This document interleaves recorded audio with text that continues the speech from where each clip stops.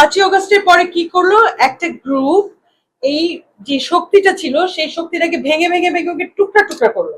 Master mind ঘোষণা করলেন doctor Yunus Mahfuz আলমকে। করে কি করলো, মানে বিভক্তি সৃষ্টি করলেন। উপদেষ্টা পরিষদ গঠন করলেন যা এমন মানুষদেরকে নিয়ে যাদের সঙ্গে জুলাই গণঅভ্যুত্থানের সম্পৃক্ততাই নাই। বিদেশ থেকে যাদের ফেসবুকে সারা জুলাই মাস ধরে কারেন্ট ছিল না, ইলেকট্রিসিটি ছিল না, 5 অগস্টের পরে 8 অগস্টের পরে ফেসবুকে ইলেকট্রিসিটি ফিরে আসছে, এমন মানুষদেরকে ডেকে এনে সরকারে বসালেন।